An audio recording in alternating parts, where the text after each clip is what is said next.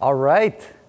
So everyone in this room deserves like a small round of applause for coming here 8 a.m. on the last day of Ignite. So thank you. So my name is Scott Simkin. I'm a threat intelligence manager here at Palo Alto Networks. And what we're going to talk about is AutoFocus. How many of you know something about AutoFocus? Awesome. How many of you know something about wildfire? Hopefully everyone raises their hand. Good. So that's where the context we're setting is. I'm going to take you through a little bit about what we believe AutoFocus can do for you. We're going to go through a bunch of demos. So I'm going to show you, as a threat analyst, as a security operations professional, or a network operator in our firewall console, this is how you can use it and how you can get value out of it, including all of the amazing new stuff we have as part of PanOS 7.1 that I think is going to fundamentally change the game for AutoFocus. And I know a lot of you, I've talked to some of them, and you may have been in the AutoFocus dojo yesterday with Unit 42, our threat research team, so thank you everyone who came to that. And we're going to tell you a lot of new stuff. Let's move on. Oops, my clicker works. All right, so first off, when I think about the challenges that every single person has as a security operations professional, right, always have a little bit of trouble with these demos. Good. Number one, what do you see every single day? Attacks are increasing. People are getting, owned more and more and more. Why is this? That is nothing new to us. What is new is what we have seen over the last, year or two. Adversaries have become incredibly automated. So whereas in the past you had to be quote unquote a very, very sophisticated adversary in order to break into a major organization, now every one of us can download an automated attack toolkit, an exploit kit, something on the web for free, and turn yourself in to an advanced threat actor. That is driving a lot of the kind of higher volume, more sophisticated attacks that are breaching organizations. And that's something we have to take into account with everything we do from a security side to counter. Second thing we see is this notion of what is advanced and kind of state of the art in cybersecurity has been adding more and more and more devices, so that now it's not just a question of complexity in the network and complexity in your security architecture, but it's a question of it's generating more alerts. Does everyone have this challenge?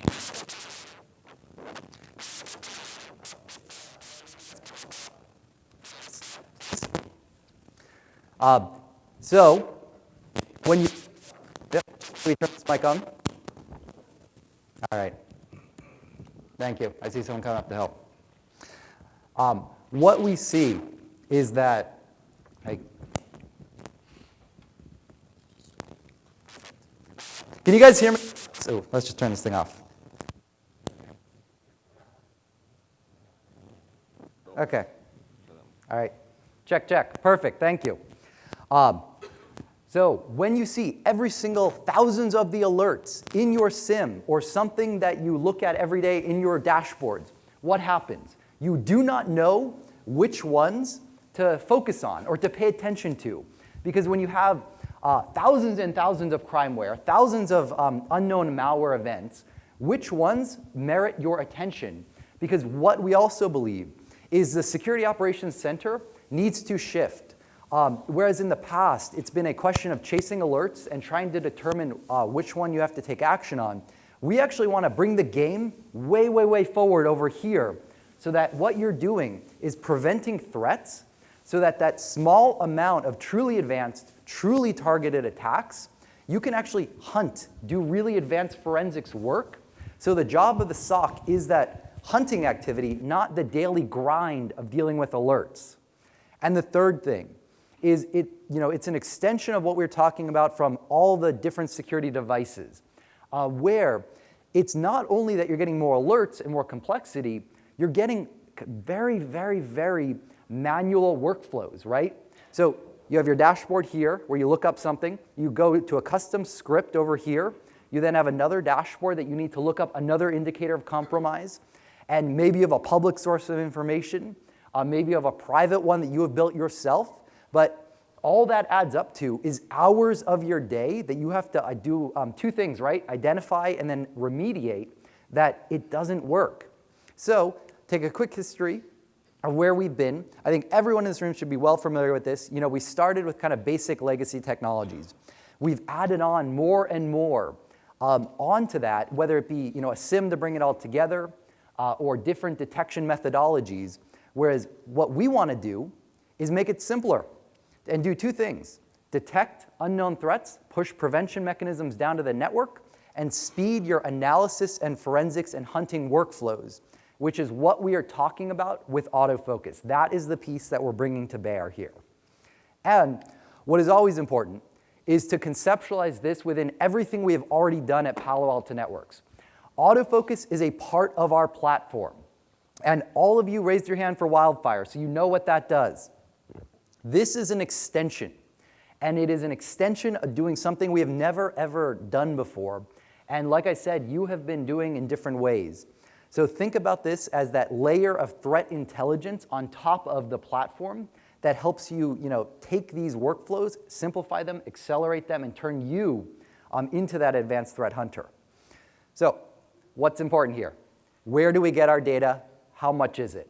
Because in threat intelligence, what we believe is, we are not a company that sells data, right? We're not saying, here's a feed, buy a feed.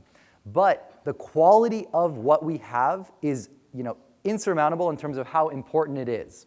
So this all starts with Wildfire. So the 10,000 Wildfire customers, and Lee shared this in the general session, but just to highlight it, we are over 1 billion samples of completely unknown malware, as in never before seen, coming into our threat intelligence cloud that is kind of discovering the new really advanced attacks. And what does that turn into? Billions and billions of indicators, all in AutoFocus, all made accessible for you to analyze, to correlate, and to prioritize as part of this. We also have something special here at Palo Alto Networks, which is our Unit 42 Threat Intelligence team. They are behind the scenes, and in front of the cameras when they find something special, but building this context around the attacks so that they say, TeslaCrypt versus Loki versus Crypto Wall or Crypto Locker, all of those ransomware families do something slightly different, and you need to understand what they do in order to mitigate them or prevent them. So it's all about the data and the quality of it, as well as pulling in third-party feeds.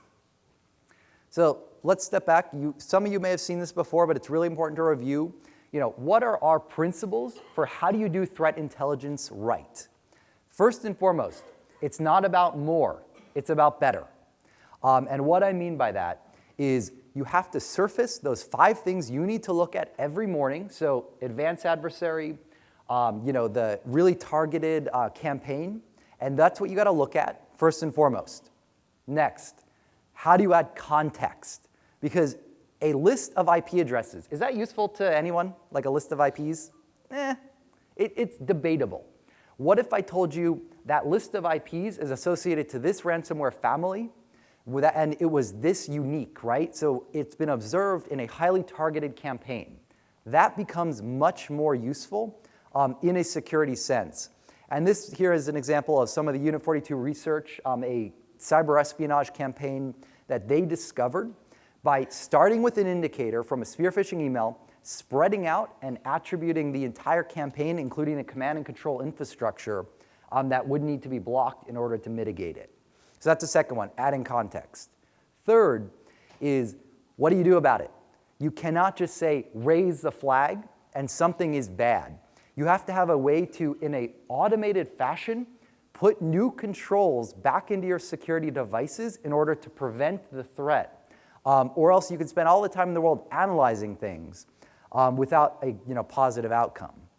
So when I talk to CISOs and when I talk to all of my customers, the metrics for success boil down to 2 things, which is how do I more quickly identify the threat, so time to identification, and how do I quickly mitigate it or remediate it, so time to eradication.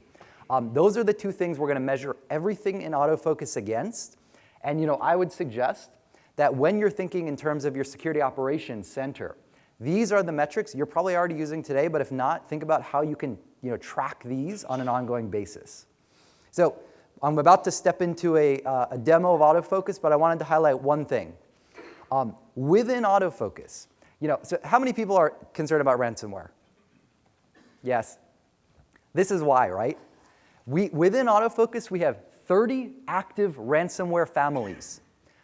That's a huge number, and what we've seen is it's ramping, right? And it's ramping in a way that is very difficult to deal with, because once something is encrypted, if the attacker has done it right, there's no way to get the data back.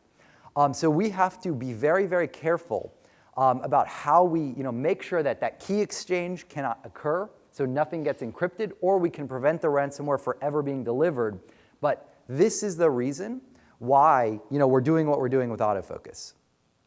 So here's a quick overview before I take you into a demo of the UI and show you, how I use it in a security setting. Here's what you do. You identify the threat. Figure out what it is. You then have to add the context to it. So what family, what attacker, what exploit, what adversary, what is it, so you can understand your response. Then you need to correlate data. So within AutoFocus, we have local and we have global. It's not just you, right? It's 10,000 wildfire customers. It's your local data, all combined, all made sense of in a very, very easy to use manner, which is very important. So you're looking at the full scope of the problem, not just one piece. And finally, using external dynamic lists in our Palo Networks firewalls, you can actually export out those lists of really bad things and pull them in as a new security protection as part of AutoFocus and PanOS. So with that, I'm going to actually skip to our demo. All right. So this is AutoFocus. I'm just going to take you through two key functions in this portion, which is first and foremost, I split this into two things. First is visibility. What is happening? What do you need to know? In general, this provides a lot of value to you guys in the room, because now you can make some interesting determinations. So first off, what I'm showing you is in context of your organization. So this is all your wildfire data. And what we're able to show is, why is this trending? On January 27th, what does that spike mean? Again, we have another spike in March 21st. You can kind of use that information to say, I'm going to spend my valuable time looking at what happened on this day versus all the other ones. It's less of a priority. So that's a way to see what your attack surface looks like and what you need to do about it. From here, building on what we do at Palo Alto Networks from an application side, this is all about your attack surface. So how is it getting in? In the context of this demo, I have web here, but generally what I see is FTP, POP3, IMAP, SMTP, maybe Confluence in financial services. But what are the vectors attackers are trying to deliver completely unknown threats with, so that you can then go back to your firewall and say, do I have a legitimate business purpose for FTP to exist in my network? Well, I know there's sometimes contention between the SecOps and the network ops team. You show this to them and you say, I have evidence that FTP is delivering unknown malware. Here is that malware family. What are you going to do about it? You can prove it and help ease those political relationships potentially in a very good way. Source and destination is what you'd expect. Where is it coming from? And where is the outbound command and control going to? Generally, this is an easy way to make a determination. Hey, do I do business with Russia or Ukraine or United Kingdom? If yes, that's fine. If not, maybe you can make a geo-blocking restriction if you see high evidence of malware or attackers outbound. But here's the most important part from a visibility side, is these tags. So tags are something special. Tags are built by our threat research team, Unit 42, and they are lists of artifacts, host-based and network-based. And that's very important, right? We're not saying what's a file name, what's a URL, what's a hash value, and easily change, flip a bit and it changes. No, we're saying what is the DNS query, what is the digital signer, what is the API activity, anything, so that when we gather those lists of IOCs and we match them, I now tell you, Vovfus, which is a worm, is on your network. Shade is on your network. Tesla Crypt, right? or Andromeda, which is a Trojan that typically drops a ransomware variant. So where I've seen this be valuable. Put this on your director or VP or CSO's desk. Here is who is going after us. Here is what they're using. And here are the recommended actions I need to take to protect the organization. So now let's talk about, before I get into a little deeper on that, I want to highlight two things, which is you can also look at industry data. Because like I said, it's not just you, it's everyone. This will tell you, classic example. I walked into a financial services company who their peers, based on AutoFocus, what we saw was this specific, it was Loki in this case, was hitting their, folks like themselves, but had not hit them yet. So what did we do? We used AutoFocus to make the determination, right here, top 3 threats observed in financial services is Loki. What is the IP address I need to block to prevent that from successfully weaponizing and taking out the network? We put a protection into place even though they had never seen it in their infrastructure. So that's how you can get proactive with AutoFocus data, as well as look at widespread trends, both in your industry and across the entire organization. So now, what do you do with this, right? So let's go back to my organization. Let's say I need to know more about TeslaCrypt. I'm going to go in here and I'm going to look at the tag. Couple things to highlight. This is a malware family. I mentioned as of 7.1, we have new tag classes. Actor, malware family, campaign, exploit, and a few others. So now we can get very, very granular about what is occurring. And something I always love about what we do here is we are not just looking at our data. We are pulling in third-party information. You can see our friends here as part of the Cyber Threat Alliance in Symantec being referenced in AutoFocus. We don't see everything. We see a lot of it. But we want to make sure we're getting more information available to you. But all of this is a tag. This is something that you do not need to spend your time doing. We're doing for you. We're helping you automate your way out of the, automated adversaries equals automated response. That's the only way we can scale. So let's take an example. I want to know if TeslaCrypt has been on my network. So I'm going to say search. We add it to search dynamically. And here's a good concept. I'm going to use my fancy laser pointer. Oops, if I turn it on. Excellent. So what we have here, it's like a cool green. My samples over there is your data. Public samples here is everyone's data. So you don't have to rely on just what you see, right? You can look at a very deep level in everything, and then all samples is another piece for the equation. So now let's get into, so how many of you folks in the room are more on the security side than on the network side? Security side. Cool. Then I'm going to go into this part. So this may look familiar to many of you from the wildfire analysis reports. This is where it gets very, very interesting from an analytics and from a hunting perspective. Because what we've done here is a couple things. So you see these little exclamation marks. That means we have kind of cross-correlated and done statistical analysis on the billions and billions of indicators in AutoFocus. And we said these are unique and these are targeted, versus the little exclamation mark is suspect, and then all this is junk. So along the story, how do I speed time to identification? How do I speed time to remediation? You need to have ways to guide your analysis efforts effortlessly. So what we're going to do is I'll take an example of DNS activity. And I know it may be a little small, so I'll make it bigger for you. Is that better? Can you guys see that? Cool. So this DNS query with this response, there's 3 things. This B for benign means it has been seen, none of it is good. And then malicious or M is malicious. G is grayware, like potentially unwanted software and adware. So what we're actually showing you here is out of billions, I've seen this one query 194 times. That's a very, very small percent of the time. All of them bad. So what does that tell you?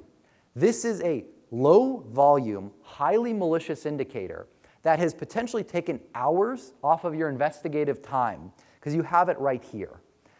You can also add it to search, of course. So if you want to know more about it, you can look it up in AutoFocus and make that determination for, I haven't seen this sample yet, I want to know what to block. So it can get very, very, a lot of great detail from this perspective to do hunting and pivoting and get in depth with our research. All right, so now I want to talk about a couple things, part of 7.1. So I want to set the right context. All right, so this is all brand new. This is where it gets, I think, even more exciting, because up until this point, AutoFocus, we've been in the market for 2 quarters, we've seen a lot of momentum. That's like the bread and butter of AutoFocus. This is where we're going to change the game for what we can offer to you via AutoFocus. So in 7.1, we've done something pretty amazing, which is we've made it so that every single person who spends time in Panorama or PanOS can get all of this threat context at their fingertips. And what I mean by that, I'll show you in a second, is in our firewall, you can now understand what does win.32.generic mean as a malware name. I have no idea. I would wager most of our researchers have no idea. But what if I can now, in the context of your workflows you're doing every day, tell you it has this AutoFocus tag, it has been observed this many times, and it is this unique. That's what we've brought to PanOS. The other thing is we've also added the other side of the equation, which is how do I look up something in AutoFocus that is interesting to me, like TeslaCrypt, and then I need to pivot back to my firewall. No more, hey, I'm going to grab something in AutoFocus and I'm going to open up PanOS. We've automated that workflow so you can go bi-directional from AutoFocus PanOS or Panorama, PanOS or Panorama back to AutoFocus, so that in your daily operations, it's incredibly simplified. And for those of you who, I've heard this comment, feel like, I don't do forensics for a living. And that's fair, right? I don't want you to do forensics for a living if you're, in our firewall console and doing that.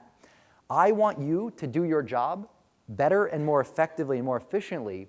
And you could just use what's in PanOS and Panorama. And in the rare case you need to find more information in AutoFocus, it's there. And for those of you who do forensics and hunting, AutoFocus portal is there. But I would wager you're going to spend the majority of your time in PanOS or Panorama. The other thing we've added is enhanced API support. So another question we always get, I have a SIM. I have existing tools that I've invested in and I've spent the last 10 years working with. I want to get enrichment of my data in my SIM with all of this great information and context from AutoFocus. We can do that. So it's an open API. And anyone in the room use Stix Taxi? A couple? OK. We have also added the ability to export Stix formatted data in AutoFocus. So you can feed that into your Sultra Edge or whatever pieces you have. So let me actually show you that. All right. So let's go back to our friends in TeslaCrypt. And I use this one just because I've heard it so many times at this conference that really. And by the way, what I'm doing right now is something I expect all of you to do on a regular basis: save a search. So we've done a lot of things to make it very, very easy to gather up whatever query you need to do and save it. You can also do the same thing for tags. A lot of folks have very unique things that are in their environment that they want to be alerted on, so that whenever those IOC list matches, you can get an alert back to whether it be HTTP post from an email or anything. You can set up a custom tag. So I'm just going to search on a previously defined query. And now let's look at this sample. So I'm going to go into TeslaCrypt. And another interesting thing is this network session area. So you need to know who it happened to. You need to know what it did. So within the network session data, you have all of that, right? User ID, source and destination IP. How do you track it down to take action on it? So I'm going to actually pull out this file name from the network session data, and I'm going to click this button. So this remote search is brand new in 7.1, kind of what I was describing from how do you pivot from autofocus to the firewall. So right there, you'll be, have an opportunity to credential in to your PanOS or Panorama. What is interesting, we do not store the credentials, right? Because we don't want it sitting up on a web server. So you have to make sure you credential in every time. That's just for security's sake. So what we've done now is, you saw once it loaded, these are every single session on your firewall that is associated to the indicator we found in AutoFocus. So the things that I do is I say, I know for a fact these are all Tesla crypt infections or potential infections. I can now look at what was the source, where did it go. We don't have user ID turned on here, but if you have user ID, you could identify who was delivered to, where it came from, and all the typical things you need in the course of your operations. So you can really get a lot of value from going from AutoFocus to PanOS. So does that make sense? Cool. Second thing is, what about the opposite? So I'm going to run a query, and I want to, this would be, take the use case of you see an IPS anti-malware fire, and you need to know more about it within PanOS or Panorama. So while this query is running, we'll get it in a second. The other thing, while it finishes out, I don't know if you guys noticed this, but we are actually in a new unified log viewer. So this is a huge benefit to every single person, where you no longer have to go traffic, wildfire, threat, etc. It's all there in one log viewer that you can search on everything. So now you take the example, kind of as I described earlier, of, okay, I see these logs. I don't really know what they are. I don't know how important they are. I don't know what I need to do about it. So I'm going to go to just a threat name, for instance. And we have this new pop-up right here called AutoFocus. So what we are doing is we are pulling down AutoFocus information within PanOS and Panorama, so that now you guys can get all of that context right away. So what you see is this is actually VOBFUS, which we saw in AutoFocus as a big threat that was hitting a lot of organizations. And you can see right here, what is it? It's a malware family, worm-like characteristics, spreads via removable drives. That is all. We did that in 30 seconds, right? No more like going to figure out what something is in a different way. You also have some good information like, how much has it been observed in my network? So what are the sessions? And then this one is my favorite. So bringing together global data as part of Panorama or PanOS. So what is benign? Again, those line counts. Benign, malicious, and grayware. How many times has it been observed? So how unique is it? What is it? How many times has it been seen total? As well as all the related results as part of AutoFocus. Then, let's say you go through this work and you say, I want to know even more. One click, you're back in AutoFocus, and we can go do that analysis and kind of dive in from understanding all of that deep information from the wildfire analysis reports. Another thing we have added is a lot of folks have asked for this, is show in sequence, which is very, very, very cool in my opinion. So whether it be observed behavior or kernel space or user space, what did the malware do in order, right? Step by step by step. As it's attempting to infect a machine or get over the network, this is it. It's all available to you, plus a number of enhancements in the different kinds of like deep hashes or other things, import hash, which may be useful to you in your investigative efforts. So those are some of the new things in PanOS. And by the way, just because I'm here, this is one of my favorite features, quick search. You can type in any indicator, access it right here. No more, it's like spotlight search for Mac. It can be very useful from an automation perspective. All right. Let's get back to it. So next. The next part of what is important is, how do I protect myself? This is where it all becomes real. because there are a lot of threat intelligence solutions in the market that are saying, here's more, here's more, here's more, here's more. What do I do about it? So think about kind of what we've done so far. We said Tesla Crypt is important. These are the indicators of compromise associated with Tesla Crypt that I need to think about. Then what's the next step? You need to gather those lists of IOCs, and you need to create essentially a way to put that into the firewall. So there are two things here that I want to highlight. First and foremost is AutoFocus makes it easy to gather up that list of bad things and do the blocking on it. Second, we actually have something pretty amazing. There's a session at 10 p.m. If you want to attend. It's on MindMeld.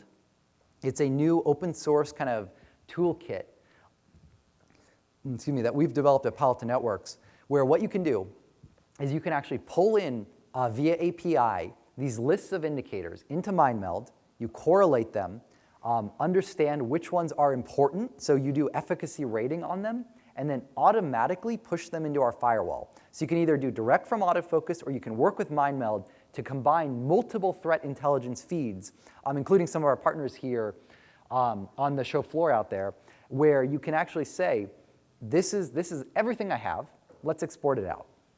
So that's one piece, and I want to show you that, because it is such an important piece of our story. All right, so let's go back here. I'm just going to go back to our Tesla Crypt sample. So go to file analysis, and then what generally you want to pick is things like connection activity, because it's very easy to block on the network level. So I'm going to call this it's an export list, right? So Tesla, DNS activity, right? Add all suspect Tesla. So now I've added multiple things in 5 seconds. And I'm going to say, select a couple of them, click export, and I'm going to do selected. And you can do it two ways. Formatted for PAN-OS block lists. That is the automated piece of the equation, where within PAN-OS, you set these block lists on a server, it sucks them up, does prevention. Or if you have third-party security devices, AutoFocus can also influence those. So, put those into another, maybe you have a web gateway, maybe you have kind of a heterogeneous mix of solutions, which we know people do, as much as, we'd love you to do everything for us. But, now what we have is this export list of really bad things that you can make sure are being protected and stopped by Palo Networks. So it's that simple. All right. This one's very fun. Have any of you in the room ever asked, how am I protected by Palo Alto Networks for a threat? Like, which domains are blocked? Yeah, right? So I see some nodding heads. This right here is a godsend for answering that question. Within AutoFocus, you now have, for every single sample, you're going to be able to determine what AV SIG or wildfire SIG is protecting you, what C2 SIG is protecting you, what all the URLs or IP addresses are categorized as. So right here, you'll actually be able to make that determination. You never have to call your SC again to ask that question. And you can really answer it in a very succinct way. So I want to save just a couple more minutes, and I want to open it up for questions for the rest of the time. But if I was to summarize what we are doing with AutoFocus, it's how do I make the analysis, the correlation, and the hunting quicker, faster, and accelerate your workflows, so that at the end of the day, whether you're a security operations person or you are a network operations and you're in our firewall console, you can make that determination of this threat is targeting me or my industry. This is what I have to think about every single day. This is how I can add attack context to all of the things that I look at. So you're not just blindly seeing indicators and IOCs and IPs and domains, but you're seeing malware families and adversaries. And then you're able to quickly correlate that across local and global data, and then do prevention on it. So what it is, add context, do prevention, all very automated, whether you're doing it in the AutoFocus portal or PAN-OS and Panorama with our new 7.1 release. That's kind of how we're going to change the game on how you do this kind of activity every day, and we want to make it better. We want to make it more efficient. And we want to help you do it. So with that, I know we have a number of mic runners in the room, and I'm happy to answer any questions or show you anything else in AutoFocus from a product side. I know we don't have a ton of time today to talk. So any questions? Yes, we have one up here. You cover industry. For those who are lucky enough to be across multiple industries, does AutoFocus cover that? Yeah, so the question for the room was, there are those of you who are across multiple industries. It's a very good one. I've heard this a number of times just in the session earlier today. So today, you are categorized by what you are in our system from an industry side. We are working on ways to potentially make that more granular or segment out different ones. It's not here yet, but we've heard it very loud and clear that that's an area we need to improve upon. So I agree. Yep. Another question. Oh, I think we have one over here.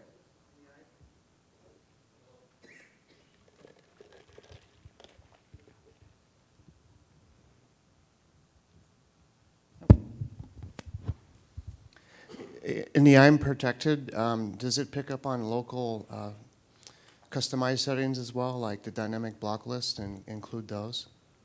So sorry, from the protect. The I'm protected. Yeah. You know how it. Oh, so for the room, does the protection mechanism pick up on local settings, as in what you have put into your firewall for yourself? It does not do that today. That is a very interesting addition.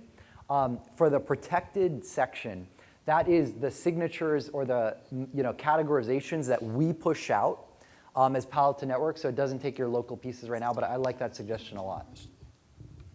Oh, I think we have another one in the middle. I'm sure this doesn't exist now, but would there ever be a way for AutoFocus to get data from non-wildfire applications? Yeah, so in terms of integrating with external different threat intelligence feeds, not today. It's definitely something we're thinking about. What I would recommend is mind meld. So from a mind meld perspective is you can take any feed, you can treat, AutoFocus is not a feed, but you can treat it via API as a list of bad things and pull in 15 other ones you want, and then aggregate those. And then what's really interesting is if you see an IP from this feed, an IP from this feed, an IP from this feed, it'll actually take those together and apply a confidence level to them and bring it all in one system. It's a really flexible kind of graph database, and then export it out as part of a new protection mechanism which can be consumed by us or anyone else. So that's what I'd say today, and we're looking at that for the future.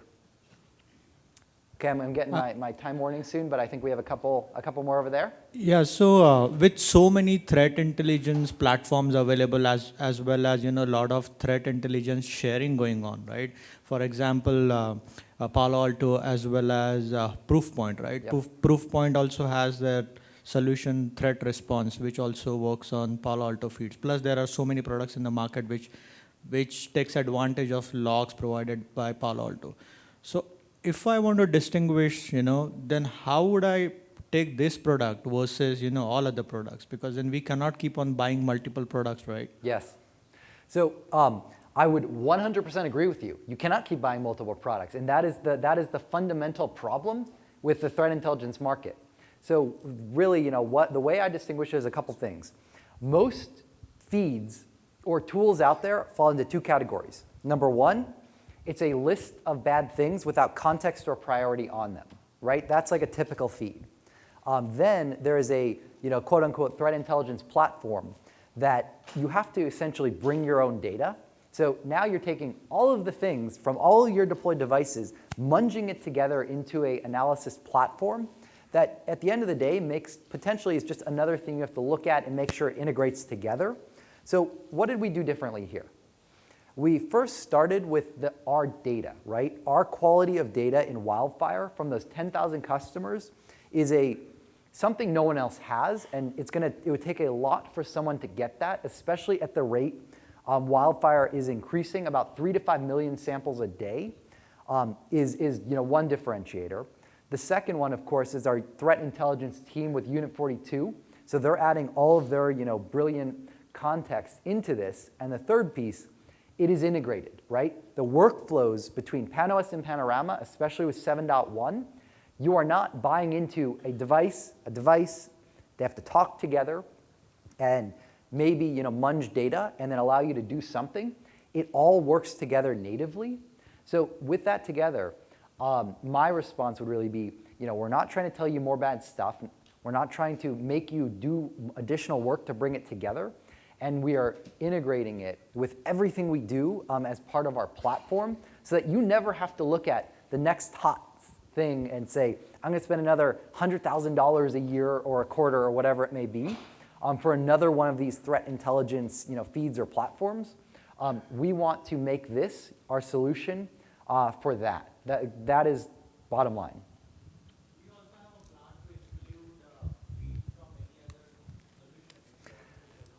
Yeah, so from that similar to the question from including third-party data feeds, it's not we're not available right now. It is something we are looking at, absolutely. But that's where I'd say talk to look at MindMeld today, and we're thinking about that for the future. Okay, do I have another mic out there? All right, any last questions? I think these have all been really, really good. But all right, so just to kind of wrap up, the thing I'd recommend you do is, just get hands-on with this. We're happy to get you on an eval, to get you on starting to use it and see how it can benefit you, especially with the PanOS and Panorama piece. I highly encourage you to play with it because you're going to be amazed at how much this makes your life easier. Small anecdote to close it out is we built AutoFocus. This was a year ago when we announced it at last Ignite. I think probably some of you were here. We built this tool for the Unit 42 team, right? Our research guys. This started out for them. We since expanded it out, added a lot of features to go beyond just a research team. But the thing that I saw was we actually brought AutoFocus down for maintenance. And I was in a Slack chat room with all our Unit 42 guys. These are hardcore, decades of experience. What they did was they were literally saying, I don't know how to do my job anymore without AutoFocus. And I can show you the Slack logs of that. But that's how powerful this tool is. It replaces so many different things and so many different ways of operating that you don't even know until you start playing and getting to know it. So I highly encourage you, take a look. And I mean, sincerely, I'm not even joking when I say thank you for coming at 8 a.m. on the last day of Ignite. Thank you for coming to the show. And I hope you enjoy the rest of the day and come see us in the booth. So thank you.